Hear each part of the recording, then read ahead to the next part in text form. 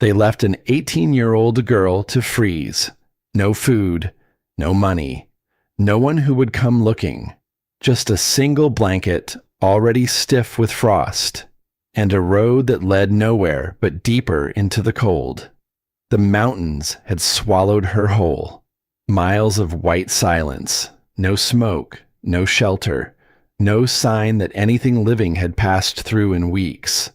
Her hands had stopped shaking an hour ago, and she knew what that meant. She was walking toward nothing, because nothing was the only direction the world had left her. And then, something touched her face. Not wind, not snow, warmth. Impossible, living warmth, rising from the frozen rock beside her. She stopped. She turned toward the cliff wall, and deep in the stone, where nothing warm had any right to exist, the mountain seemed to breathe. The air was warm. That was the first thing Della Hartwell noticed. Not slightly less cold, not a trick of exhaustion playing against her frozen skin. Warm, the kind of warmth that belonged to kitchens and hearths and long summer afternoons. Not here, not in a canyon buried under winter snow, in mountains no one bothered to name. She held still and waited. Because maybe she had imagined it. Maybe 3 weeks of walking and sleeping rough and eating almost nothing had finally started pulling her mind apart. Then it came again. A ribbon of warm air, faint but unmistakable, curling past her cheek like breath from an invisible mouth. She frowned. Warm air did not exist here, not in winter, not at this height, not in a place the world had clearly forgotten. Something was wrong with this canyon, or something was hidden inside it. 3 weeks. That was all it had been. 3 weeks since the kitchen table. 3 weeks since Merritt Vance sat across from her one evening and took her whole life apart with a single sentence. The farm was small, a patch of flat land pressed against the foothills, where the plains gave up and the mountains began to climb. Della's mother had married Merritt when Della was still a child. For a while, the arrangement had worked. He handled the animals. Her mother handled the house. And Della handled whatever fell through the cracks, which turned out to be almost everything. Then her mother got sick. The slow kind of sick. The kind that turns a strong woman into a shadow, one long night at a time. Della was still a girl when it started. She learned to change bed sheets without waking her mother, learned to cook broth soft enough to swallow without chewing, learned to read the weather in the color of the sky, so she could plan the week around the hours her mother might sit up and smile. Merritt did not learn these things. He couldn't stand the sound of coughing, couldn't stand the smell of the sick room, couldn't stand watching the woman he loved become someone he no longer recognized. So he stayed in the barn. He stayed in the fields. He stayed anywhere that was not the room where his wife was slowly slipping away. Della didn't blame him for that. Not then. She blamed him for what came after. Her mother passed on a cold gray morning when the frost still clung to the window glass. The service was small. The silence afterward was enormous. 2 people living in the same house, orbiting the same table, bound by nothing but a dead woman's memory and a line drawn on a map. For a long time, that was how it went. Della kept the household running. She patched the roof when the storms tore shingles loose. She mended fences.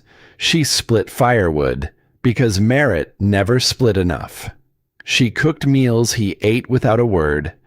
And then, one evening, he finally said the thing he'd been holding behind his teeth for months. He didn't look at her. He looked at the table, at his own hands, at anything that wasn't her face. I can't keep supporting you. Della stared at him. You're grown now, he said. Old enough to work. Old enough to make your own way. No argument followed, no apology, no sign that any of it was difficult for him.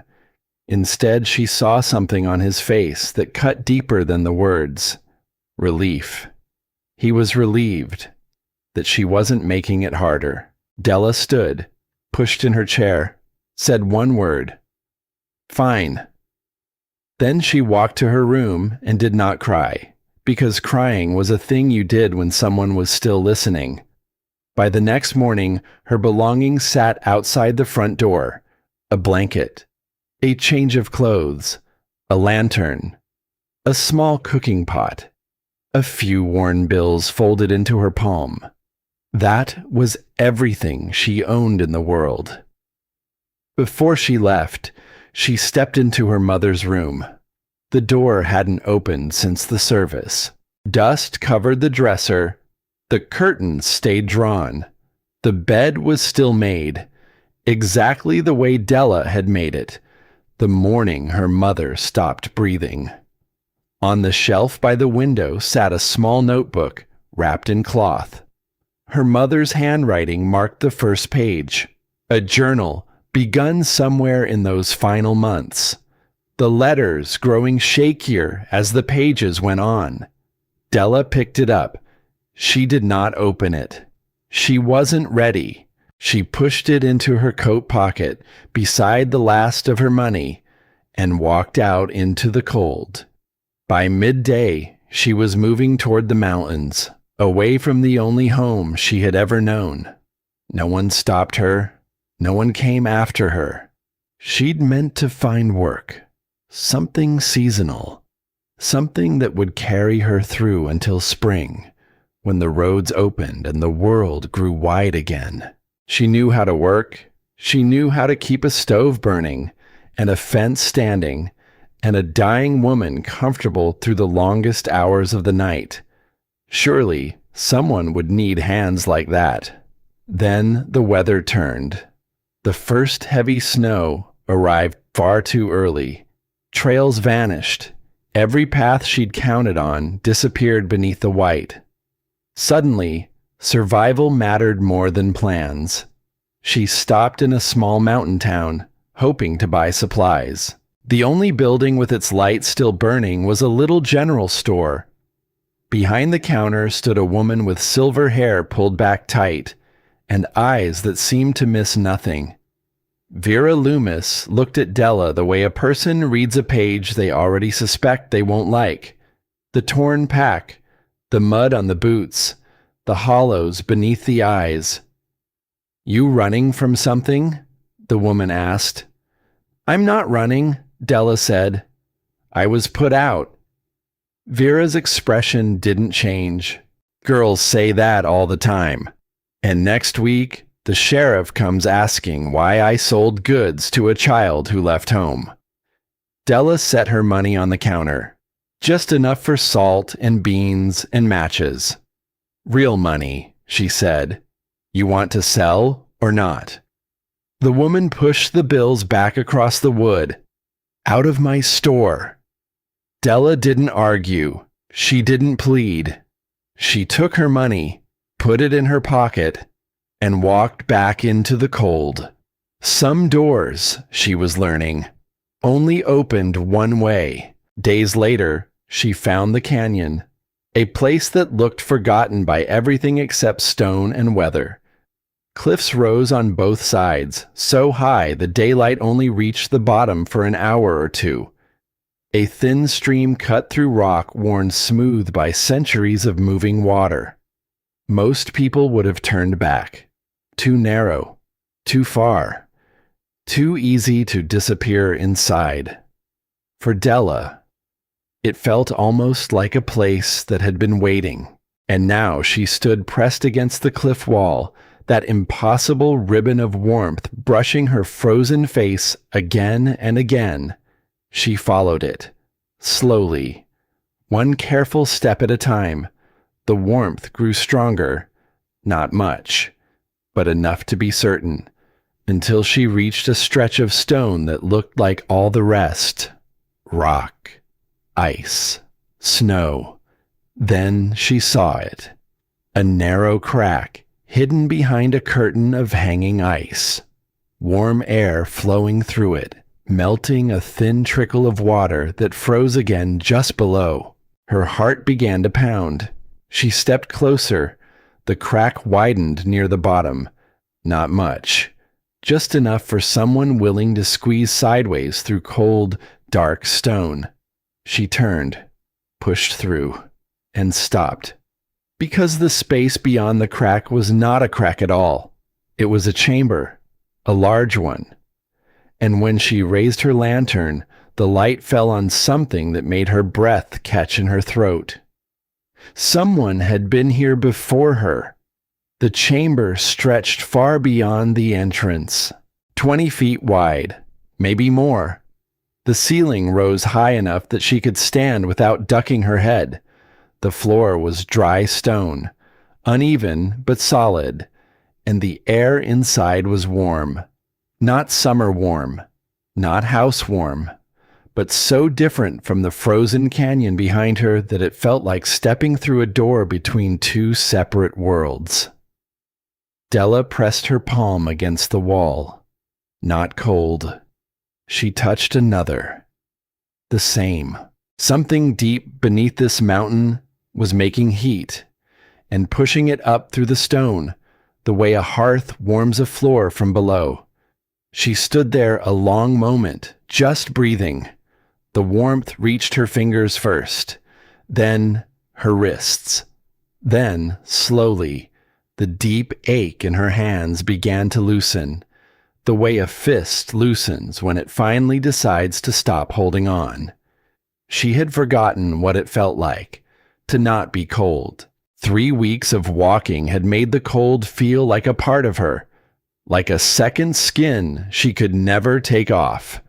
And now, standing inside a mountain that made no sense at all, she felt that second skin begin to peel away. She lowered the lantern and let the light travel across the chamber. Dry, stable, protected, warm. And then, for the first time in weeks, Della Hartwell smiled. It didn't last long, but it was real. It surprised her, that smile. It came up from somewhere she thought had gone dark for good. She had not smiled at the kitchen table. She had not smiled on the road. She had not smiled at the store when a woman with silver hair had pushed her money back across the counter and told her to leave. But here, alone, in the belly of a mountain, with no one watching and nothing to prove, she smiled. That evening, she built a small fire, mostly out of habit. The cave hardly needed it. Outside, the canyon froze deeper. Inside, the hidden chamber held its warmth, like a secret it had been keeping for a very long time. She sat with her back against the warm stone and felt something she had not felt since her mother was alive. Safe. The word almost frightened her. She turned it over slowly, the way you'd turn over a coin you weren't sure was real. Safe. She had stopped believing in the word. Somewhere between the sick room and the road, she had quietly filed it away as a thing that happened to other people, to girls with parents who stayed, to girls whose stepfathers did not set their belongings outside a door like trash left for collection.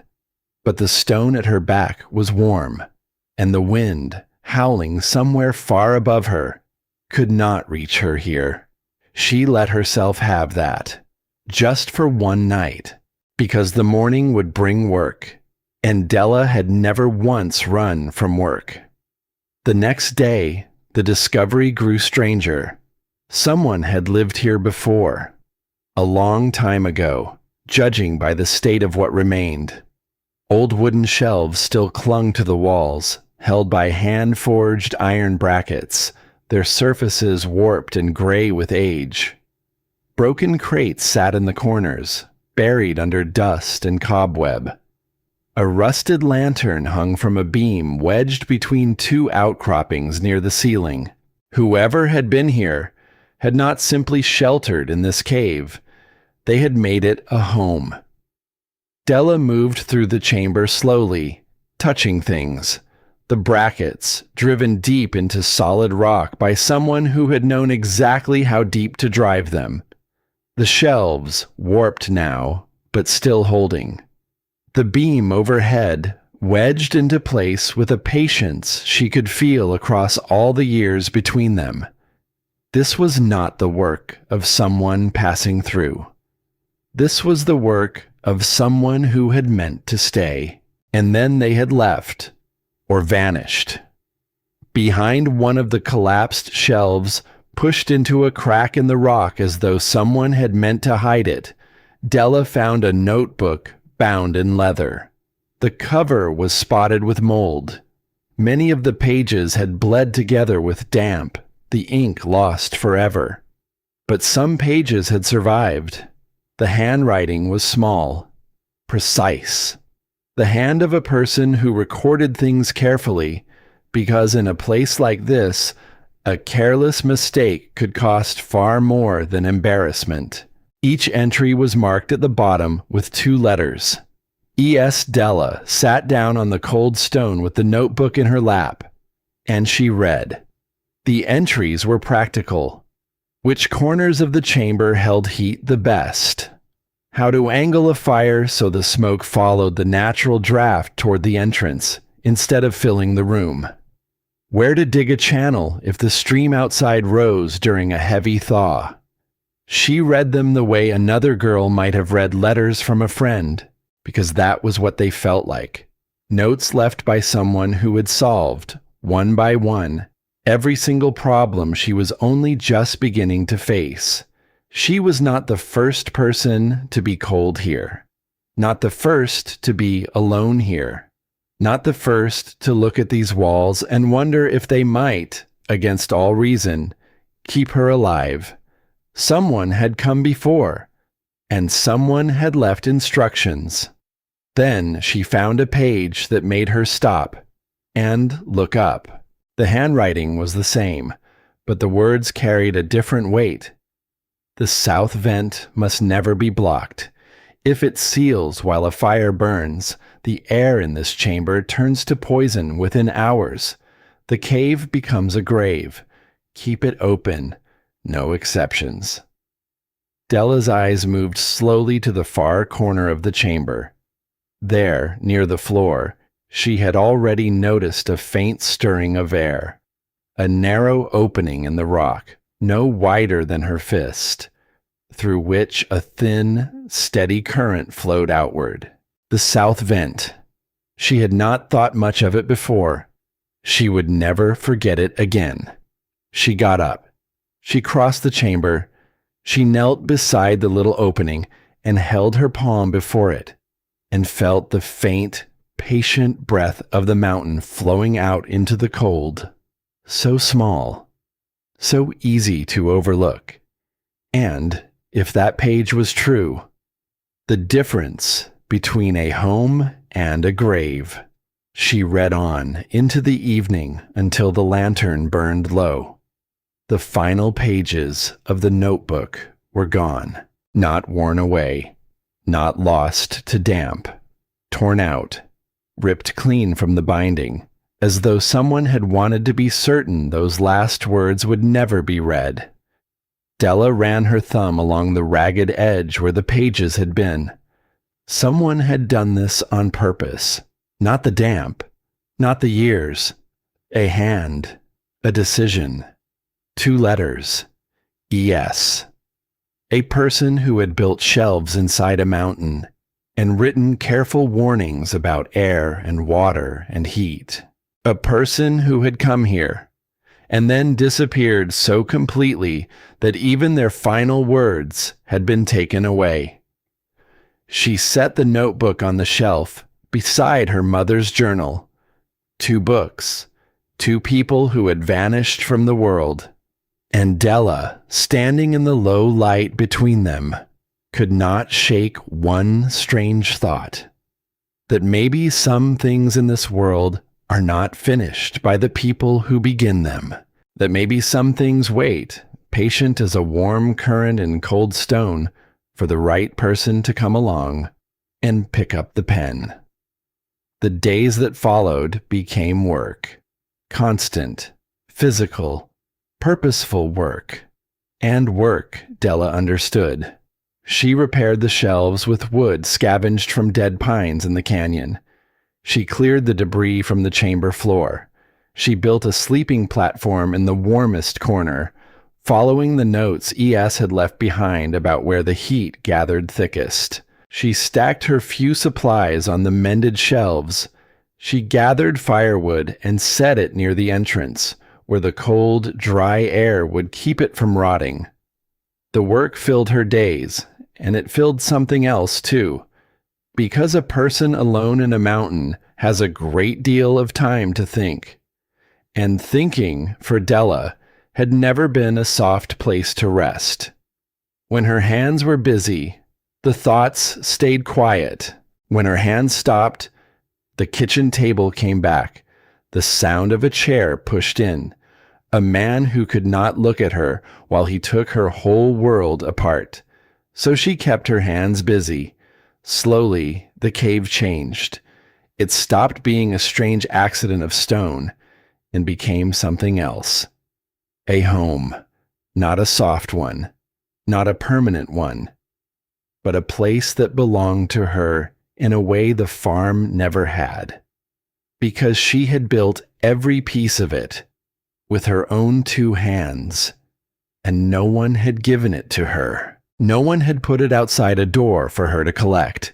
She had found it. She had earned it. There is a particular kind of pride that grows only in the soil of survival. Quiet, unshowy, but strong enough to hold a person upright when nothing else will. Della was beginning to feel it, and she guarded it carefully, the way you guard a small flame on a windy night, because she understood, without ever having been told, that it was the only thing she truly owned. One night, tending a fire that had grown a little too eager, she learned something the notebook had tried to teach her. She had banked the flames high against the cold, higher than she needed, and the smoke had begun to gather. She noticed it slowly, a thickness in the air, a faint sting at the back of her throat, a dull ache pressing in behind her eyes. She got up too fast, and the chamber tilted. For one bad moment, she did not understand what was happening to her. Then she remembered. The draft, the angle of the fire, the way the smoke was supposed to follow the current toward the entrance, and how tonight it was not. She dropped low where the air was cleaner, and she crawled to the fire and pulled it apart, scattering the wood, killing the flame down to embers. She lay on the cool stone floor and breathed, slow, deep, clean. And when the ache behind her eyes finally faded, she got up and she read that page again, the one about the vent, the one written in a heavier hand. Keep it open. No exceptions. She understood it now, in a way she had not understood it before, not as a warning on a page, as a thing that had almost happened to her. She did not know it then, but that quiet, frightening night would come back to her later, when the stakes were far higher than one girl alone in the dark.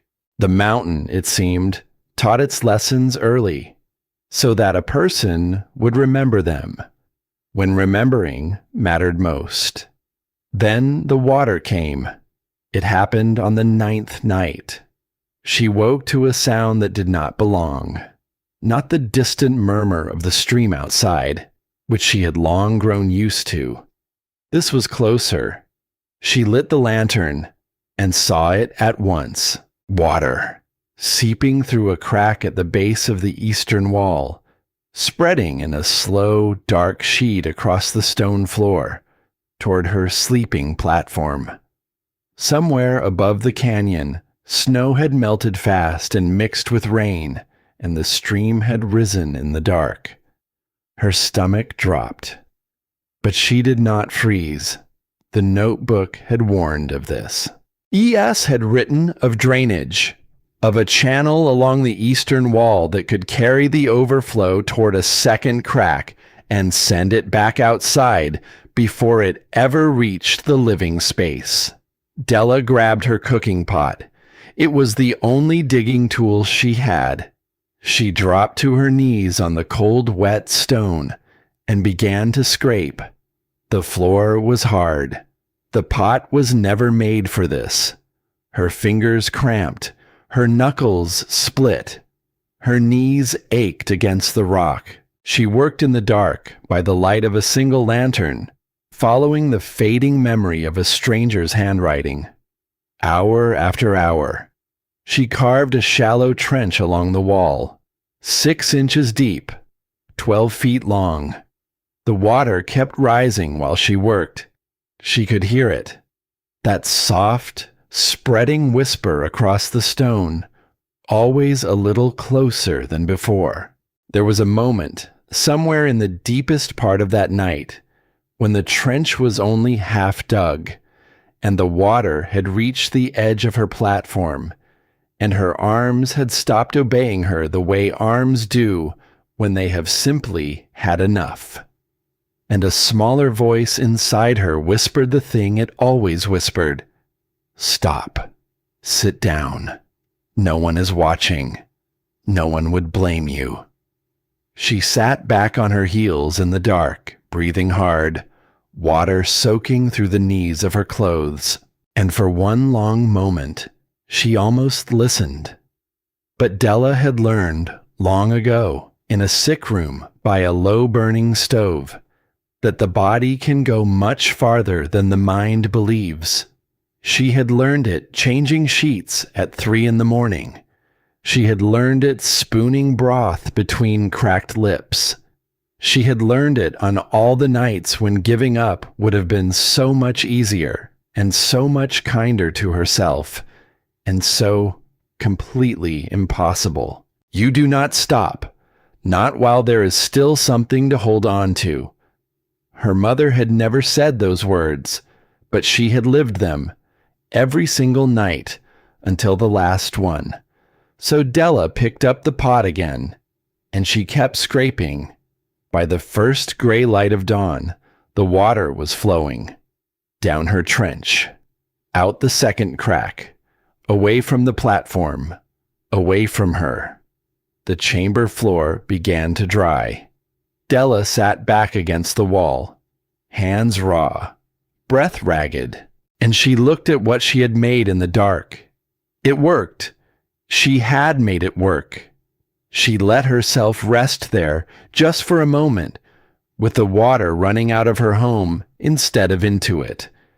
And she thought, without quite meaning to, of her mother, of all the long nights she had held on, when holding on made no sense at all. Maybe that was where she had learned it, not to fight the fear, just to keep her hands moving through it. She fell asleep against the warm stone as the daylight grew, and she did not dream, and it was the deepest rest she had known in a very long while. The days grew colder still, and then the wolves came. She smelled them before she saw them, woke one morning to a sound she had not heard in this canyon before, a high, thin note, rising and falling, and rising again, carried on still freezing air. Della dressed quickly and stepped outside. The snow around the entrance was crossed with fresh tracks, large paws, deep prints, clustered near the spot where she had hung strips of dried meat from a branch to cure in the cold. A pack had found her food in the night. She stood very still, looking at those tracks in the pale morning light. They were close, closer than she liked, close enough that she understood, with a cold clarity, that she was not the only thing in this canyon trying to make it through the winter alive. She did not panic. She had learned that panic was a luxury for people who had someone else to save them. She thought instead, the meat. That was what had drawn them. Take away the reason, and you take away the visit. She moved the remaining meat inside, hanging it from the highest bracket, where the warmth would keep the cold at bay a little longer. Then she gathered green pine branches, the kind heavy with sap, and she built a low, smoking fire at the mouth of the cave. Thick white smoke rolled through the canyon, carrying the sharp bite of resin, the kind of smell that wild things learn very early to keep their distance from. That night, she slept with her hand near the small blade she carried. She did not sleep deeply. She woke often, listening. Once, near the darkest hour, she heard them. Close. The soft crunch of a heavy paw in snow, just beyond the crack in the wall. She lay still, her hand on the blade, her heart a slow, hard drum. And the smoke did its work. The paw retreated. The crunch faded. By morning, fresh tracks circled the canyon again. But they kept their distance from the entrance. The smoke had spoken a language the wolves understood. By the third day, the pack moved on. And Della, who had faced them alone, with nothing but sap and smoke and stubbornness, felt that quiet pride grow a little deeper roots. She had not fought them. She had outthought them, and there is a strength in that too. A strength that has nothing to do with size or force or anything a person can take from you. The strength of a mind that refuses to give up. It was on a gray afternoon, not long after, that the smoke gave her away. She had almost grown used to being invisible, to living inside a mountain that the whole world had passed over. But smoke rises, and smoke can be seen.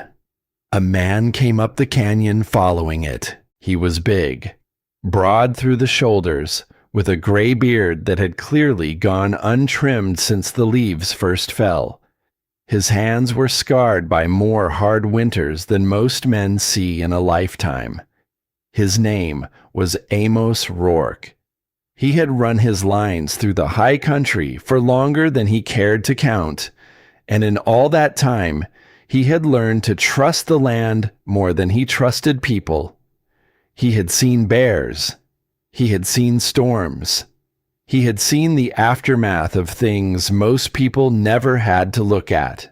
But a thin thread of smoke rising from a canyon where no one had lived in living memory. That was new. He nearly walked past the entrance 3 times before he found the crack behind its curtain of ice. And when a young woman stepped out of solid rock to face him, Amos Rourke very nearly lost his footing.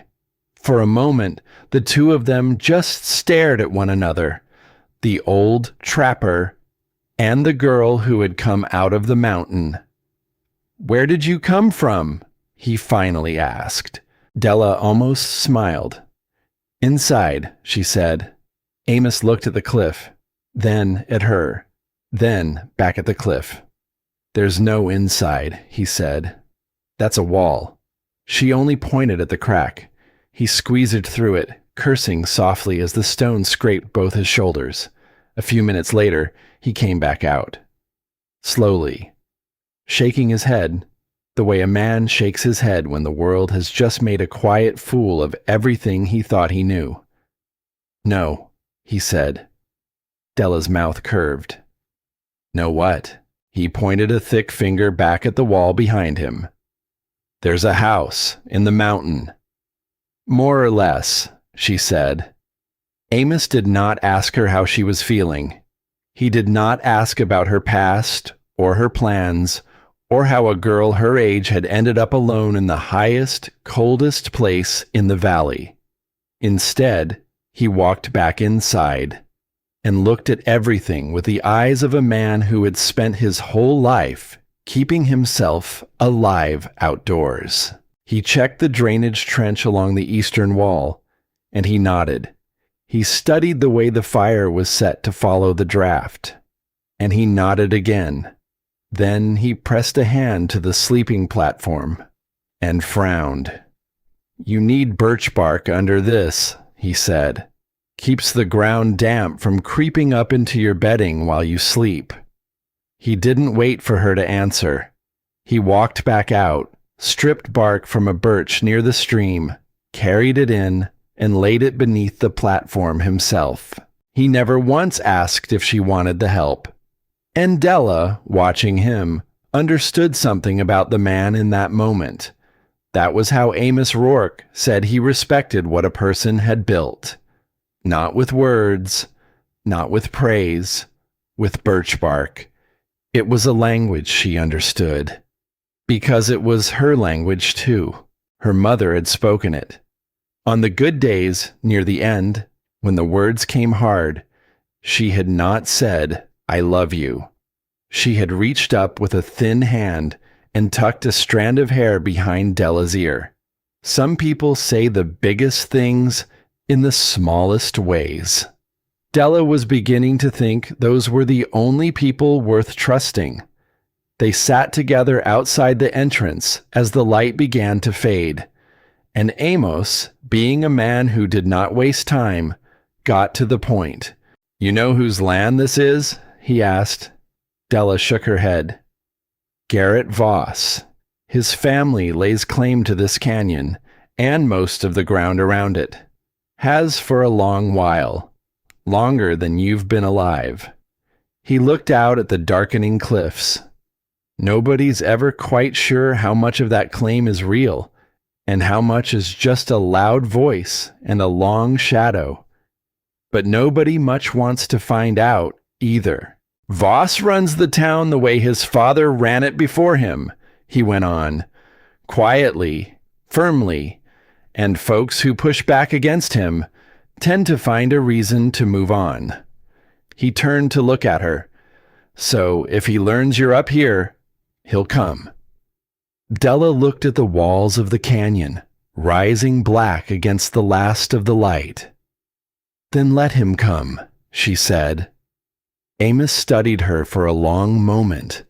A girl, no money, no family, no standing of any kind that a court would recognize. And she had just told him to let the most powerful man in the valley come find her. He'd seen that particular kind of stubbornness before, in the mirror, and in the faces of people who had lost so much that they had nothing left to be afraid of. Before he left, he picked up the leather notebook from the shelf inside the cave.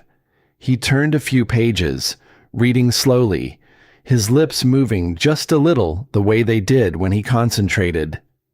And then his expression changed. Something moved behind his eyes that had not been there a moment before. "Yes," he said quietly. Della looked up. "You know it?" Amos didn't answer right away. He set the notebook down very carefully, the way a man sets down something he is not sure he wants to be holding. "There was a fella," he said slowly, "lived alone up in this high country, long before you were born, kept to himself, knew these mountains better than any man in the valley." He paused. "A miner, quiet sort. And then one winter, he was just gone. No body, no trail. Folks said he must have frozen out in a storm, the way solitary men sometimes did up here." His jaw tightened. "Nobody looked too hard. Nobody asked too many questions. That's how things go in a place like this. People disappear, and the mountains keep the secret." Della's eyes moved to the shelf, to the notebook, resting beside her mother's journal. 2 letters.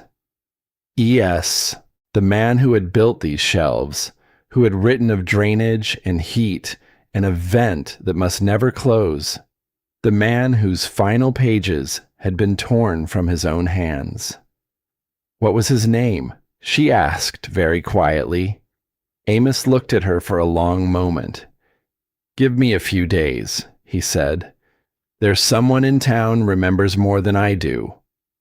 Then he set the notebook down and walked out of the canyon without another word. Della watched him go until the shadows swallowed him, and she thought about a stranger who had lived where she now lived, who had been afraid at the end, whose fear was still there on the page, in the heavy press of a pen.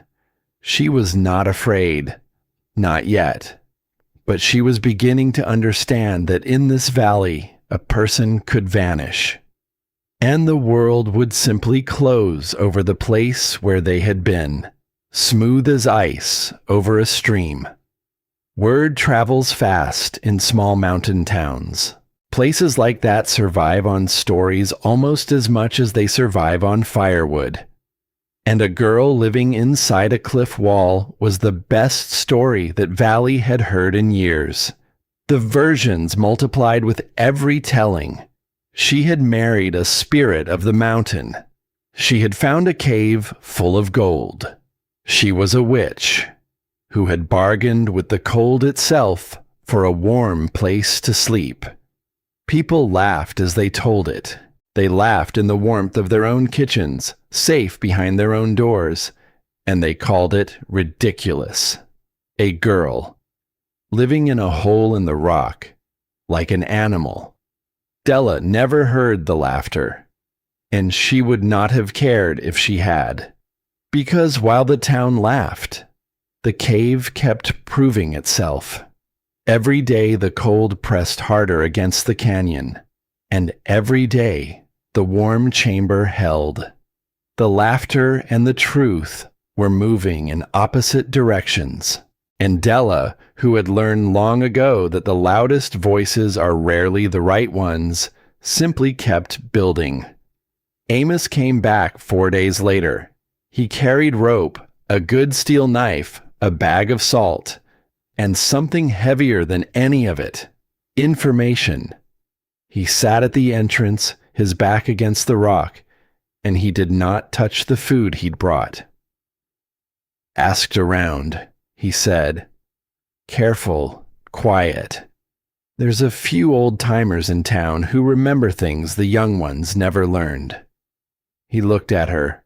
One of them remembered a name, Ezra Stemple. The name settled into the cold air between them. A miner, Amos said, lived alone up here, long before your time, knew the high country cold, and then, one winter, same as I told you, gone, nobody ever found. He rubbed a scarred hand across his beard. But here's the thing that's been sitting wrong with me.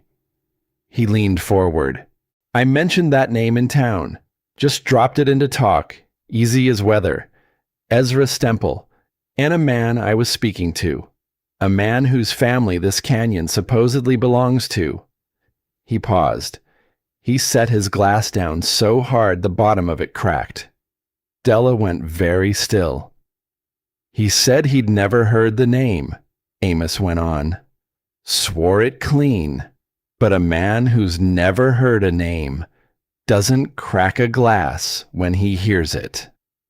The two of them sat in silence. Della looked toward the shelf where the notebook rested in the shadows. Ezra Stemple, E.S., the man who had built shelves inside a mountain, who had written careful warnings for whoever came after, who had discovered something in this canyon, and who had vanished so completely that even his last words had been ripped from the page. What happened to him? Della asked. Amos shook his head slowly. Nobody knows, he said. Or, nobody's saying. Outside, snow began to fall again. soft and quiet through the fading light. Somewhere below, the stream murmured beneath its shell of ice. And inside the mountain, warm air kept moving through stone that had no business being warm at all, keeping alive a girl the world had already decided did not matter. But the notebook was not finished with its secrets. Not yet. Della found the next one on a quiet evening, working through the damaged pages with the patience of someone piecing together a puzzle that had half dissolved in her hands. Most of what she could still read was practical. Instructions, observations, the careful notes of a methodical man building a life alone in a place that punished carelessness. But buried among the technical entries was something else. Something Ezra Stemple had clearly never meant as instruction. The handwriting was the same precise script, but the pressure of the pen was heavier here. The words came faster, less ordered. This was not a man recording facts. This was a man recording fear. He came again today, the entry read. This time he did not ask. He gave an order. He said if I do not leave, he will make certain that no one ever knows I was here at all. Della read it 3 times. Then she turned the page. Another entry. Undated, like all the rest. There is something in the eastern wall of this canyon, something worth more than the land itself to the right kind of man. I have told no one. I have no interest in digging it up. But he knows I am here, and he wants this ground empty of anyone who might complicate what his family means to claim. The word him, the word he, over and over, and then, near the bottom of the page, a single letter standing in for a name. V. Della sat very still in the warm chamber, the lantern burning low. V. A single letter, connected to a name she already knew. Voss. The entry was old, older than she was, but the pattern was exactly the same.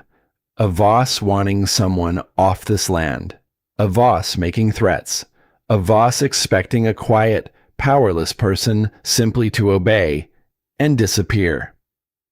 She closed the notebook, and she thought about a man named Ezra Stemple, who had lived in this very chamber long before she was born, who had found something valuable in these canyon walls, and chosen to leave it in the ground, who had been threatened by a family whose name still ruled the valley below, and who had vanished so completely that the world had simply let him go.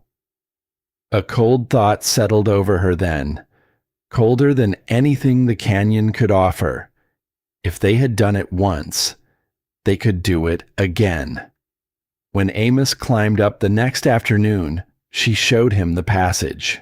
He read it slowly, his lips moving, his face growing darker with every line. When he finished, he set the notebook down and stared into the fire for a long time. The Voss family got rich off this land, he said at last. But nobody in that town has ever been able to tell you exactly how. He shook his head. The old man came up from nothing, and not many years later, he owned half the valley. Folks figured he was lucky, or clever, or both. And nobody asked too hard, because by then, he was the man who decided whose cattle grazed where, whose timber rights got renewed, who stayed, and who left. He looked at her, and Ezra Stemple was in the way. The fire popped softly. A quiet man, Amos said, living alone. On land a powerful family wanted empty. He held her gaze. Sound familiar? Della didn't answer. She didn't need to. The parallel sat between them, plain as the fire, and neither one of them wanted to say it out loud. A quiet person, living alone. On land a powerful family wanted empty. The only difference between her and Ezra Stemple was time. They agreed without much discussion to keep the contents of the notebook between them, not forever, but for now, because the information was a shield, not a sword. If Garrett Voss ever pushed too hard, Della would hold something that connected his family to a man who had been threatened and had then disappeared. She did not have to prove what had happened all those winters ago. She only had to make certain that Voss knew. She could raise the question. It was not much. A girl with a moldy notebook against a family that owned half a valley. But it was something. And Della had learned to build a great deal out of something. That night, Amos stayed later than usual. They sat by the fire, and he showed her how to set a snare for the snowshoe hare. His hands moved with the automatic ease of someone who had done it 10,000 times. Loop the cord. Set the tension. Anchor the trigger just so. And while he worked, he talked. Not about the snare. Had a daughter once, he said, his eyes on the cord. She'd be a grown woman now. Somewhere. Haven't laid eyes on her since she was small. He adjusted the little trigger, tested it, did not look up. Her mother left when I chose these mountains over a life in town. Took the girl with her, went east. I got letters for a while. He paused. Then I stopped opening them, and then they stopped coming. He finished the snare, examined it, set it aside, and picked up a fresh length of cord to begin another. Told myself she was better off, he said, that I wasn't built for the kind of steady life a child needs. Maybe that was even true. His hands went still for just a moment. Or maybe I just couldn't stand the thought of trying and failing at the one thing that mattered most. He held the cord out to her. Your turn. Same knot I just showed you. Della took it. She did not ask him questions. She did not offer him comfort. She simply began to form the loop the way he had shown her. And when she got the tension wrong on the first try, Amos reached over without a word and adjusted her hands. The gesture was small, almost unconscious. The hands of a man correcting a student. The hands of someone who had forgotten what it felt like to teach someone young, and was, very quietly, beginning to remember. They finished 6 snares before the fire burned low. Neither of them spoke again about the daughter. Neither of them needed to. But Della understood now why he kept climbing up this canyon, why he brought rope and salt and steel, why he laid birch bark beneath a stranger's bed without being asked. He was not helping a girl living in a cave. He was reaching, across all the years and all the silence, for something he had let slip away. And she let him. Because she understood what it was to have a hole in your life exactly the shape of a person. Some things pass between two people not through words, but through the simple act of sitting side by side in the warm dark while the snow falls on a world that has forgotten you both. And in that warm chamber, deep inside a mountain that should have been frozen through, a girl the world had thrown away, and a man the world had let drift, were slowly, without ever saying so, becoming something like family. Outside, the snow kept falling. It fell softer now, slower, almost gentle. But there is a kind of stillness that comes before the worst of things. A quiet that is not peace, but a held breath. And far to the north, beyond the cliffs, beyond anything the two of them could see from the mouth of their warm cave, something was gathering in the dark. something colder than the valley had ever known. It had not arrived yet, but it was coming, and when it came, it would test every single thing that Della Hartwell had built. He came on a gray horse 3 days later. Della heard the hooves before she saw the rider. That slow, heavy sound of iron shoes breaking through frozen crust, echoing off the canyon walls. She stepped out of the crack in the rock and stood at the entrance, waiting. A second rider followed the first. A hired man, sitting a little behind, the way hired men do.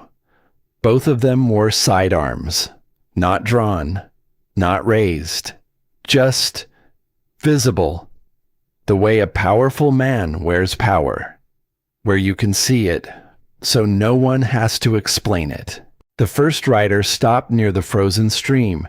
He was tall, broad through the shoulders, somewhere past his middle years, but not softened by them. He wore a heavy leather coat that had cost more than everything Della had ever owned, laid end to end. He looked at her the way a landowner looks at a fence post that has appeared on his property overnight, not with anger, with the calm, cold certainty of a man who expects the world to move when he tells it to. "This canyon is private land," Garrett Voss said. "Has been for as long as anyone remembers. You're trespassing." Della did not step back. "You have papers that say so?" she asked. Something flickered in his eyes, just for a moment. He was not a man who was often asked questions, and certainly not by a girl standing in the cold, wrapped in a blanket, with nothing behind her but a wall of stone. "I don't need papers," he said. "Ask anyone in that town."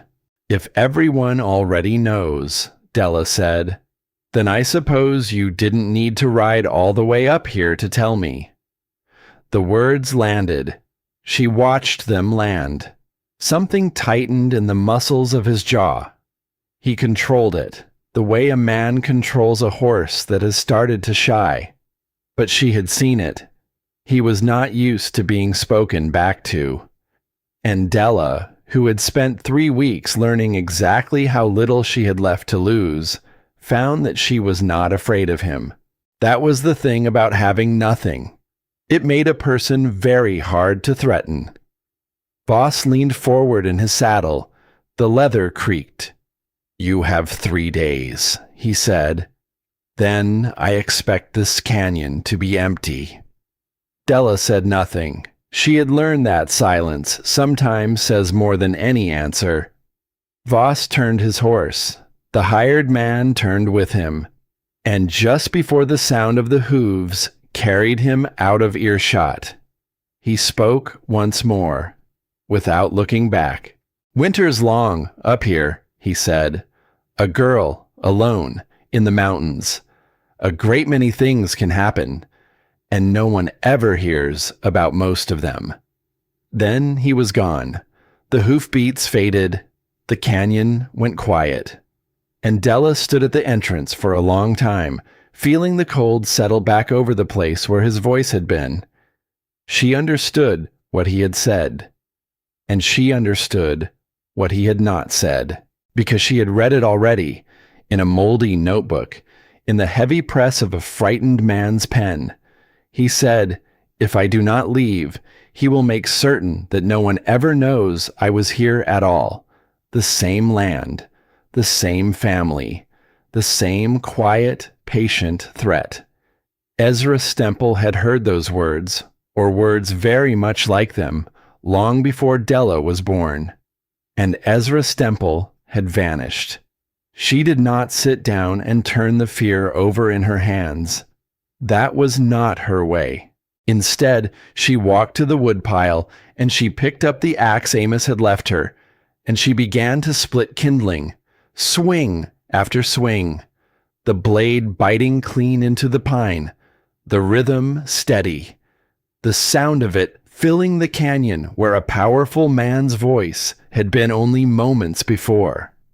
That was how Della handled fear, by making her hands too busy for her mind to spiral. Her mother had done the same, on the hard days, near the end, when the words would not come, and the fear was too big for the little room. She would fold and refold the same square of cloth, over and over, just to have something for her hands to do. Some people pray, some people run. Della and her mother, they worked. That evening, for the first time since she had walked away from the farm, Della opened her mother's journal. She had carried it for weeks, through the cold, through the hunger, through the long road into the mountains. She had never once opened it. She had not been ready. But something about the sound of hooves fading down a canyon, about a powerful man's promise that a girl could simply disappear, made her want to hear her mother's voice again, even a whisper of it, even a shadow. She sat by the fire. She opened the cloth cover, and she turned, slowly, to the last page her mother had ever written. The handwriting was barely there. Shaking letters, some words crossed out and written again. The pen pressed hard into the paper as though the hand holding it had been fighting to stay steady. And the final entry was not a finished thought. It was a sentence that simply stopped, the way a voice stops when the person speaking runs out of breath. The most important thing I want you to remember is, and then, nothing. The rest of the page was blank. Della read it once, then again, then a third time, as though the missing words might rise up out of the paper if she only looked hard enough. But they did not come. Her mother had not finished the sentence. She had not finished the thought. She had not lived long enough to write whatever came next. Della sat there for a long, long time, with the firelight moving on the page, and the unfinished words in her lap. The most important thing I want you to remember is what? That she was loved? That she was strong? That she should forgive? That she should never forgive? There were 1,000 ways that sentence could have ended, and her mother had taken every one of them with her. Something in Della's chest pulled tight, and then tighter. And for one moment she thought it might break entirely, but it didn't, because she was her mother's daughter, and her mother had taught her, without ever saying so, that you can carry an unfinished thing your whole life and still keep walking. She closed the journal. She set it on the shelf beside the notebook that Ezra Stemple had left behind. 2 books, 2 people who had run out of time, both unfinished. And Della, sitting in the warm dark between them, made a decision. She was not leaving. 3 days, Voss had said. But she had built this place with her own 2 hands. She had carved a channel through solid stone in the dark. She had turned back the wolves with smoke and stubbornness. No man in a fine leather coat was going to take it from her by simply saying the word. Let him come. Amos returned the next day, and Della told him everything. The gray horse, the hired man, the sidearms worn where they could be seen, the 3 days, and the last thing Voss had said before he rode away. Amos listened without a word, but she watched his hands, and his hands told her plenty. They curled slowly into fists as she spoke, and they did not uncurl. He said that, Amos said quietly when she'd finished, about a girl disappearing. He said that to your face. He did. Amos looked out at the canyon for a long moment. That's the same thing, he said at last, that folks say happened to Ezra Stemple, only nobody was ever there to hear it said out loud. He turned to her. You can't stay up here alone. Not now. Not with him thinking that way. I'm not leaving, Della said. I didn't say leave. Amos shook his head. I said not alone. And that was when Della told him her idea. If Voss meant to make her vanish quietly, then the answer was to make her impossible to lose. She needed someone else, someone in the town below, someone who knew this canyon, who knew this cave, who would come looking if the smoke ever stopped rising, someone practical, someone steady, someone Garrett Voss could not frighten with a leather coat and a low voice. Amos studied her. You're talking about Vera Loomis, he said. Della nodded. The woman who threw you out of her store, Amos said. Pushed your money back across the counter. Told you to leave. That one, Della said. Amos almost smiled. Almost. She won't like it. She doesn't have to like it, Della said. She just has to see it. Vera Loomis came up the canyon the next morning. She climbed the frozen trail with the steady, unhurried pace of a woman who had done harder things than a cold hike in her time. She did not complain. She did not ask to rest. She simply climbed, one careful step after another. Her silver hair pulled back tight against the wind. When she reached the cliff face, she stopped. She looked at the crack in the rock, half hidden behind its curtain of ice, and she narrowed her eyes at it the way a person narrows their eyes at something that should not be there. Then, without a word, she turned sideways and squeezed through. Inside the chamber, Vera Loomis stood perfectly still. For a long moment, she said nothing at all. She touched the wall, felt the warmth of it. Her hand lingered there, as though she did not quite trust her own skin. She looked at the shelves, mended and standing, at the sleeping platform, lined with fresh birch bark, at the drainage channel running clean along the eastern wall, at the fire, set at just the right angle to send its smoke toward the entrance. Everything built by hand, everything working, everything the labor of the same girl she had refused to sell a handful of beans to not so many weeks before. You built this, Vera said. It was not quite a question. A man named Ezra Stemple helped, Della said. He just wasn't here for it. Vera's eyes moved to the notebook on the shelf. Something passed across her face. Something old. Something that had been sitting quiet in her for a very long time. She did not explain it, but she looked at Della then with an expression that was not warmth, and was not apology, and was not admiration. It was recognition, because Vera Loomis knew what it meant to build something alone, in a place where everyone expected you to fail. She had done it herself once, after she lost the man she'd built her life around, and every soul in that town assumed she would sell the store and move somewhere smaller and quieter and easier. She had not sold the store. She had stayed, and she had run it alone. And she had grown that hard, straight spine that let her push a lost girl's money back across a counter without a flicker of doubt. She had been wrong about the girl. She could see that now. And Vera Loomis was not a woman who enjoyed being wrong. But she was a woman who could admit it when the proof was standing right in front of her, warm and impossible, inside a mountain. You'll need more blankets, Vera said, and medicine, if it gets as bad this winter as I think it might. She looked at Della.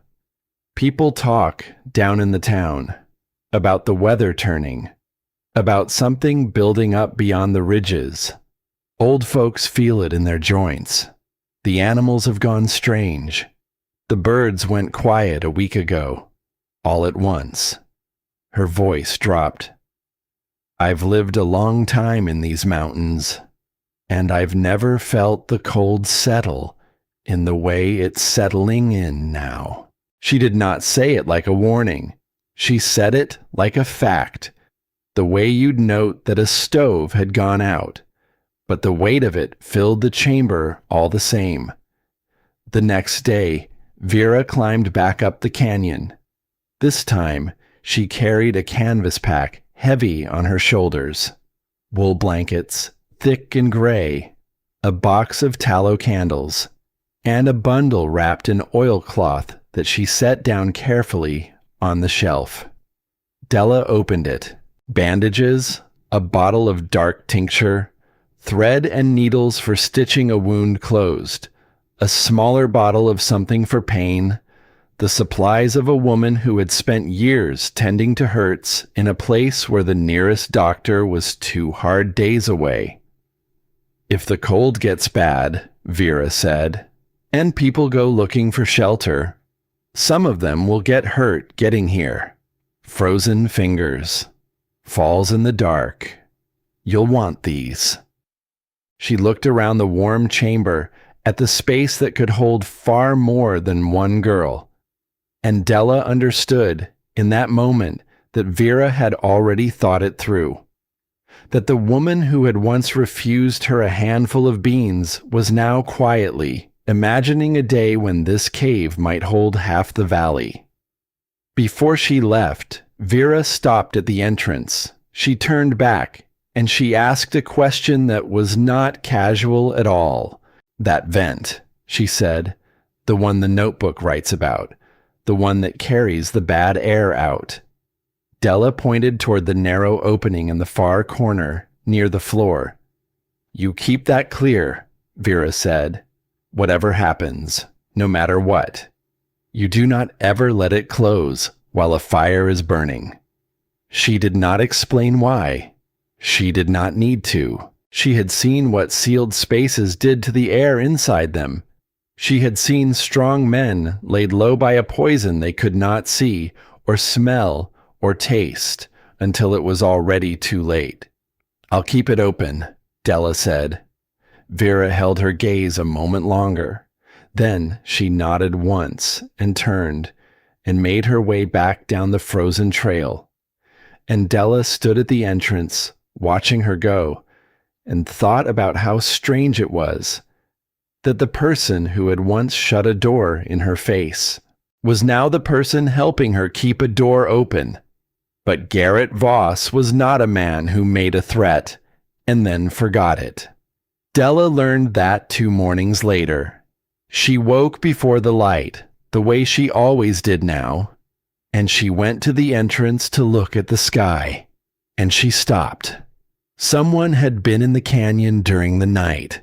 Large rocks had been dragged in front of the crack in the wall, not enough to seal it, not quite, but enough to narrow the opening to half its width. Della stood in the cold morning air and looked at those rocks, and slowly, she understood. Voss was not trying to trap her inside. He was smarter than that, and crueler. He was making sure the entrance could not be found, because in clear weather, someone who knew exactly where to look could still spot the crack. But in a heavy blow, with the snow driving sideways and reshaping every surface, those narrowed walls would vanish. The whole entrance would disappear into the cliff face, just another fold of white stone among 1,000 others. If the cold came the way Vera feared it might, if people went searching for warmth in this canyon, no one would ever find the way in. He was cutting her off from anyone who might come looking. And he was cutting anyone who came looking off from the one warm place that could have saved them. It was a quiet kind of cruelty, the kind that leaves no marks, the kind that could always be explained away as an accident of stone and weather, the kind, Della thought, that a family might have used before, on a quiet miner, long before she was born. She spent the next 6 hours moving those rocks. They were heavy, heavier than anything she had lifted before. Some of them she could only move by digging channels in the frozen ground first, just to find enough purchase to roll them aside an inch at a time. Her palms tore open on the rough stone. Her lower back seized twice, folding her over, forcing her down onto the cold ground until the muscle let go and she could straighten again. But she did not stop, because every rock she moved was a door she was refusing to let a powerful man close. By the time Amos climbed up in the early afternoon, she had shifted all but the 2 largest. He took one look at the moved rocks, at the raw skin on her hands, at the scrape marks gouged into the frozen earth where she had dragged them, and his face went dark, darker than she had ever seen it. "I'll kill him," Amos said. He did not shout it. He said it quietly, which was worse. "No," Della said. "He can't do this. He already did it." Della wiped her bleeding hands on her coat. "And if you go down there and go after him now, you give him exactly what he wants." Amos stared at her. "A reason," she said. "A confrontation. A cause to bring the law up here. And when the law comes, Amos, they'll ask a simple question. They'll ask who holds a deed, and who holds nothing." She met his eyes. "You know which one of us holds nothing." Amos stood very still. Then he picked up a rock the size of a water bucket and he hurled it into the frozen stream. The ice cracked. Water sprayed dark against the white banks. He stood there, breathing hard, his fists clenched at his sides, glaring at the water as though it had personally wronged him. And then he came back, and without another word, he bent and set his shoulder against the largest of the remaining rocks and began to push. That was how Amos Rourke apologized for his temper, the same way he did everything else, with his hands. Together, they cleared the last of them, and when the entrance stood open and full again, Della leaned against the cliff face, spent, and looked at the reopened door. "He'll try something else," Amos said. "I know," said Della. "You can't fight a man like that with an axe and a moldy notebook." "I know that too." She looked down the canyon toward the town she could not see. "But I don't have to fight him," she said. "I just have to outlast him." And in the days that followed, the cold began to change. It was not a storm, not the way the town below would have called a storm. It was something slower, something heavier. The sky went the color of old iron and stayed there, day after day, as though the sun had simply given up trying. The birds, which Vera had said went quiet, did not come back. The stream, which had run beneath its shell of ice, fell silent altogether, and the air took on a stillness that was not peaceful at all. The held breath kind, the kind that comes before something the mountain has been building toward for a long time. Amos felt it in the way the animals moved. The tracks in the snow told him things. The hares had gone to ground early. The deer had come down from the high slopes, seeking the lower valleys, days before they ever should have. "They know," he said one evening, watching the iron sky. "They always know before we do." Della stood at the entrance beside him, and she felt it too, not with any instrument, not with any word from anyone below. She felt it in her bones, in the particular ache behind her eyes, in the way the cold no longer bit at her skin, but seemed instead to reach for something deeper. Something was coming. Something bigger than Garrett Voss and his gray horse and his quiet threats. Something that would not care about deeds or claims or who held nothing and who held everything. On the last still evening, Amos climbed up the canyon one final time before it broke.